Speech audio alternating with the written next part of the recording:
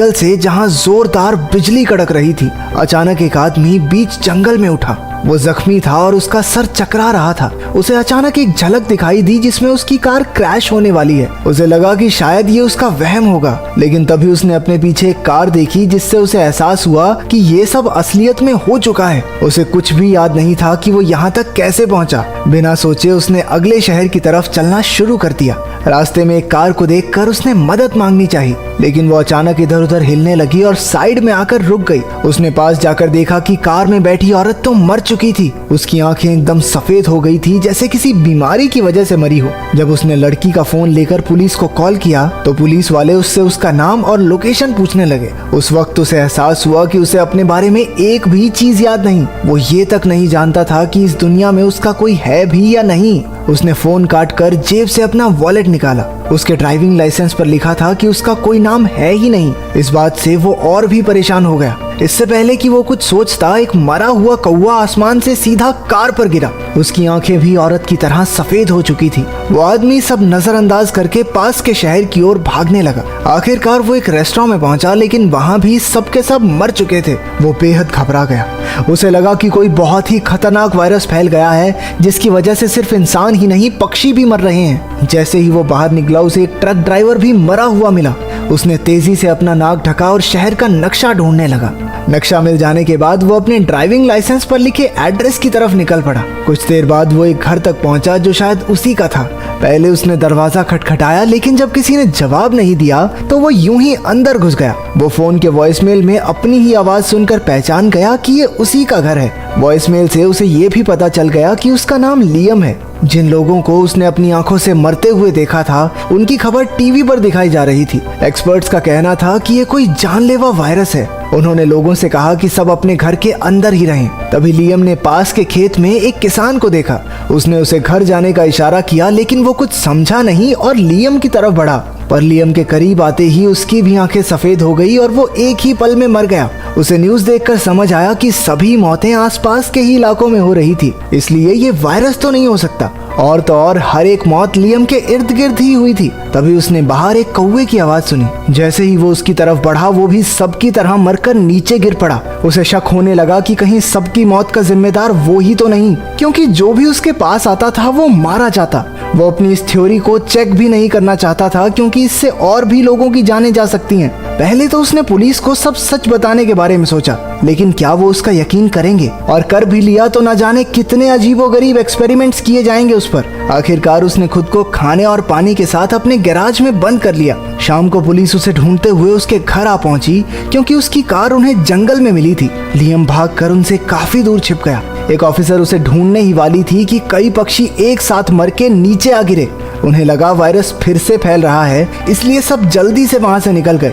रात को लियम को फिर से कार क्रैश का सपना आया। उसने अचानक उठकर देखा कि एक लड़की उसके गैराज के पास आ गई थी। लियम ने कई बार उसे दूर रहने के लिए कहा, लेकिन वो आगे बढ़ती ही रही। जब उसने दरवाजा खोला तो वो हैरान रह गया कि वो लड़की अभी भी जिंदा खड़ी थी। वो सुबह एक हॉस्पिटल में उठी और तब से उसे अपने बारे में कुछ भी नहीं पता। स्टाफ ने उसे बताया कि वो एक कार क्रैश में घायल हो गई थी और वो गाड़ी जिसमें ये एक्सीडेंट हुआ वो लियम की थी। इसलिए वो अब लियम से अपने बारे में और जानकारी लेने आई है। तभी एक पिल्ला लियम के एकदम करीब आ गया, लेकिन उसे भी कुछ नहीं हुआ। इससे लियम को लगने लगा कि शायद ये मौतें उसकी वजह से नहीं हो रही। तो उसने जेन को अपनी इस थ्योरी के बारे में कुछ नहीं बताया और वो दोनों घर के अंदर चले गए। उन्होंने चेक किया कि कहीं वो दोनों इकट्ठे तो नहीं रहते, लेकिन अलमारी में सिर्फ लियम के ही कपड़े थे। तभी लियम को उसकी परछाई देखकर याद आया कि एक्सीडेंट के दिन वो भी उसके साथ कार में ही थी। उसने तुरंत एक नक्शा निकाला जिसमें कार क्रैश की जगह के पास एक ब्रिज भी था। उन्होंने वहां जाकर पता लगाने का फैसला किया। अगली सुबह दोनों ब्रिज पर पहुंचे, लेकिन किसी को भी कुछ भी याद नहीं था। तभी जेन को एक और झलक याद आई। एक रात वो ब्रिज पर खड़ी एक खाली कागज को देख रही थी। उसने कागज पानी में फेंक दिया और लियम भी उस वक्त उसके साथ ही था, लेकिन अब भी कुछ साफ नहीं था कि ये सब हुआ कैसे। उन्होंने सोचा शायद क्रैश की जगह पर जाकर उन्हें और चीजें याद आ जाएं। क्रैश की जगह पर एक बहुत बड़ा काला गोला बना हुआ था। उसे देखते ही उन्हें उस रात की और चीजें भी याद आने लगी। एक्सीडेंट के बाद वो दोनों गोले के आमने सामने खड़े थे। लियम ने हिसाब लगाया कि जितना एरिया इस सर्कल का है, लगभग उसके इतनी ही पास आने से लोगों की मौत हो जाती है। उसने जेन को सारी बात बताई। जेन ये सब सुनकर बहुत घबरा गई और अपनी जान बचाकर तेजी से भागने लगी। लियम भी उसका पीछा करने लगता है। तभी एक कार उनके सामने आ रुकी जिसमें एक पुलिस ऑफिसर थी। उसने लियम को पहचान लिया था क्योंकि उसकी कार जंगल में मिलने के बाद से पुलिस उसे ढूंढ रही थी। पूछताछ के दौरान जेन मौका देखकर उनसे दूर जाने लगी। वो थोड़ी ही दूर गई थी कि पुलिस वाली अचानक मर के जमीन पर गिर पड़ी। अब यह साफ हो चुका था कि लियम के श्राप का तोड़ जेन ही थी। जब वो लियम के पास रहती तो किसी की मौत नहीं होती थी और जैसे ही वो दूर जाती लोग मरने लगते थे। जेन को यकीन दिलाने के लिए लियम उसे एक बकरी के पास लाया। उसने जेन को धीरे धीरे उससे दूर जाने के लिए कहा। जेन के गोले से बाहर जाते ही बकरी अचानक मर गई। अब उसे भी यकीन हो गया कि लियम सच कह रहा था। इसके बाद वो दोनों एक हॉस्पिटल में MRI स्कैन कराने गए। उन्हें लगा कि रिपोर्ट से पता चल जाएगा कि ये मौतें क्यों हो रही हैं।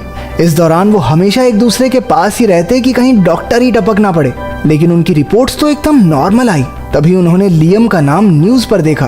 पुलिस को उस किसान और पुलिस वाली की लाश मिल चुकी थी और उनका शक लियम पर ही था। लियम और जेन जानते थे कि अगर वो पकड़ा गया तो और लोगों की जानें जाएंगी, लेकिन पुलिस तो पहले ही हॉस्पिटल में पहुंच चुकी थी। वो दोनों तेजी से लिफ्ट की तरफ भागे। लियम तो अंदर चला गया, लेकिन जेन का ध्यान एक गुमशुदा इंसान के पोस्टर पर पड़ गया। तभी उसे याद आया कि ब्रिज पर जिस कागज को वो देख रही थी वो असल में खाली नहीं था।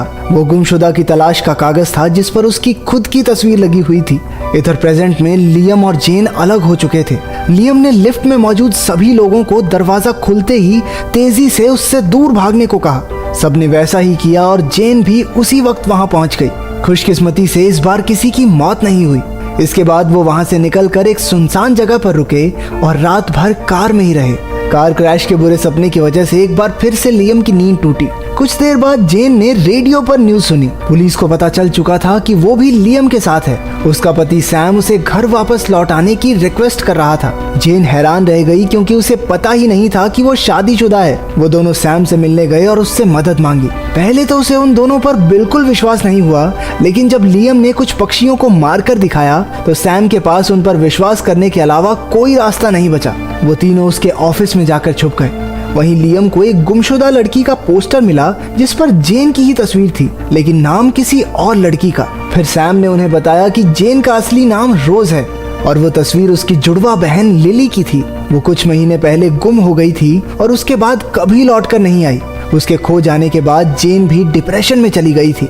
इस कहानी से जेन की याददाश्त के बिखरे हिस्से जुड़ने लगे। उसे याद आया कि उस रात उसने ये उम्मीद पूरी तरह छोड़ दी थी कि वो दोबारा कभी अपनी बहन को देख पाएगी। जेन ब्रिज पर सुसाइड करने ही वाली थी कि लियम ने उसकी जान बचाई। वो दोनों कार में ब्रिज से दूर जा ही रहे थे जब उनका एक्सीडेंट हो गया। उसने गुस्से में पुलिस को फोन कर दिया, लेकिन बाद में उसे बहुत पछतावा हुआ। पुलिस ने आते ही लियम और जेन को अलग अलग कर दिया, जिससे सारे पुलिस ऑफिसर्स और सड़क पर सभी लोग सेकंडों में मर गए। ये सब देखकर सैम बहुत घबरा गया और उसने लियम और जेन को कहीं दूर भाग जाने को कहा। उसने वादा किया कि वो यहाँ सब संभाल लेगा। अब तक लियम को भी आइडिया लग चुका था कि वो एक्सीडेंट से पहले कहाँ जा रहे थे। दोनों एक गैस स्टेशन पर रुके जहाँ उन्होंने टीवी पर देखा कि एक्सीडेंट की रात को ब्रह्मांड की एक अनजान शक्ति उसी जगह टकराई थी। उन दोनों ने हिसाब लगाया कि इन अजीबोगरीब घटनाओं के पीछे जरूर यही कारण होगा।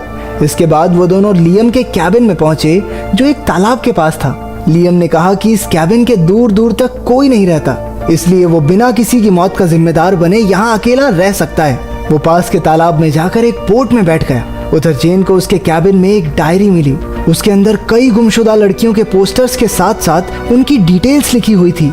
जेन ने देखा कि आखिरी पन्ने पर उसकी बहन लिली की तस्वीर थी और अगले पन्ने पर खुद उसका नाम लिखा हुआ था। तभी ये खुलासा हुआ कि लियम असल में एक सीरियल किलर था जो लड़कियों को किडनैप करके मार डालता। लियम को भी बोट पर अपना बीता हुआ कल याद आ चुका था। उसे सच का एहसास हो गया और याद आया कि कैसे उसने जेन की बहन लिली को मारकर इसी तालाब में फेंक दिया था। वो जेन के साथ भी ऐसा ही करने वाला था। उस रात जब वो कैबिन की ओर जा रहे थे तो जेन को पता चल गया कि लियम उसे बेहोश करने वाला है। तभी उनकी हाथापाई शुरू हो गई और इसी चक्कर में उनका एक्सीडेंट हो गया था। हालांकि दोनों बिना घायल हुए कार से बाहर आ गए थे।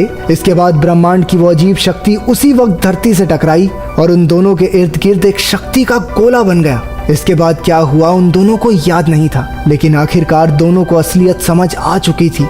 लियम को अपने अतीत के भयानक कामों के बारे में सोचकर ही उल्टी होने लगी। तभी किसी ने पीछे से उसके सर पर बंदूक तान दी। ये कोई और नहीं बल्कि जेन थी। उसने लियम से अपनी बहन लिली को बाहर निकालने के लिए कहा। वो उसे मारना चाहती थी लेकिन ऐसा कर नहीं पाई। वो दोनों कैबिन की ओर गए जहाँ कुछ बदमाश खड़े थे। उन्हें देखते ही बदमाशों ने उन पर हमला कर दिया। तभी लियम जेन से थोड़ा दूर गया, जिससे 2 आदमी वहीं ढेर हो गए। ये देखकर वो आखिरी आदमी घबरा गया और उसने जेन पर गोली चला दी। वो भी थोड़ी देर बाद मर गया, लेकिन इस सब में जेन काफी जख्मी हो गई। लियम जल्दी से उसे हॉस्पिटल में ले आया और डॉक्टर्स उसका इलाज करने उसे अंदर ले गए। याददाश्त वापस आ जाने के बाद उसे अपने आप से घिन आ रही थी। वो अपने घिनौने अपराधों के लिए बेहद शर्मिंदा था। आखिरकार उसने और लोगों को मरने से बचाने